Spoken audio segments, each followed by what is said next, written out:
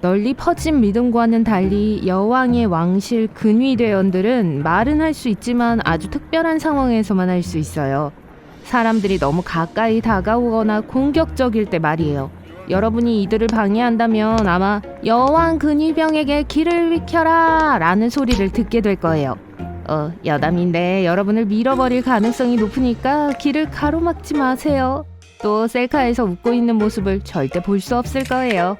웃는 것도 안 되거든요. 그리고 그렇게 하면 28만 원 상당의 벌금을 받을 수 있다는 소문도 있었어요. 사실이 아닌 걸로 밝혀졌지만요. 어쨌든 많은 감정을 표현하는 게 허락되지는 않더라도 사람들이 자기들이 걷는 방식을 따라하는 건 정말 싫어해요.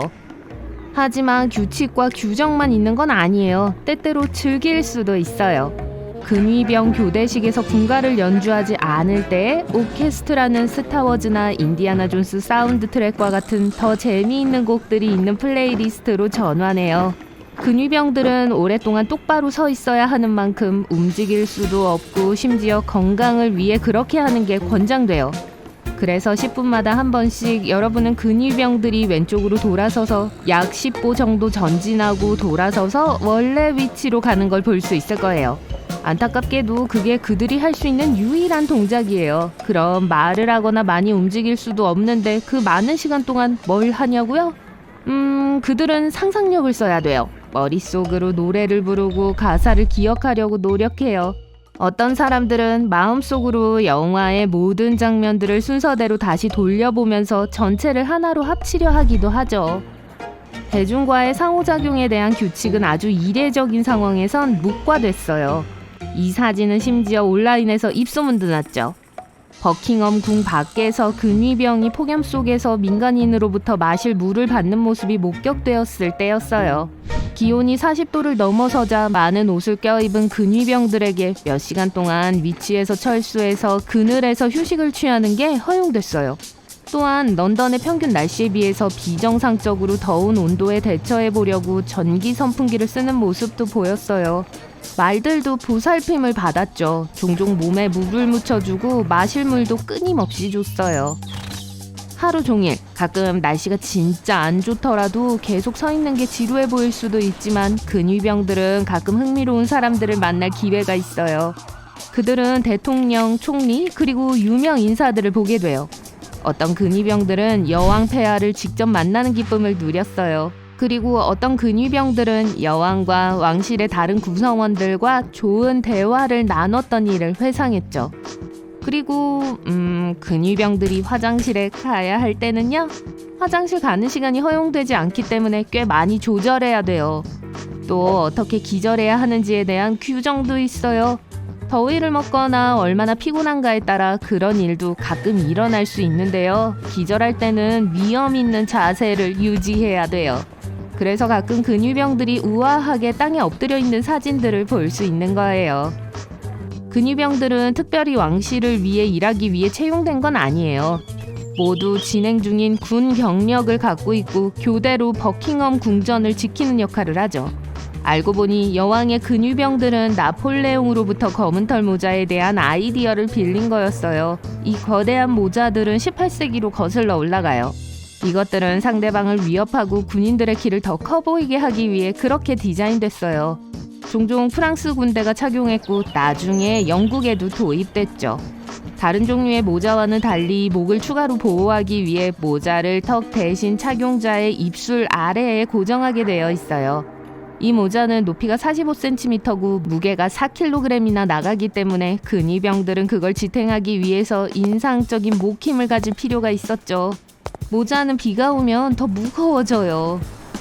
이 검은 모자에는 많은 투자금도 필요해요. 영국 육군은 1년에 50에서 100개를 구입하는데 개당 가격이 한국 돈으로 약 110만 원이에요. 이 모자들은 어떻게 만들어질까요? 바깥층은 바구니 모양의 틀 위에서 펴져요. 조절 가능한 가죽 스컬캡이 안에 들어가고요. 그 다음은 모자가 더 오랜 시간 동안 제자리에 있을 수 있게 턱끈이 부착돼요.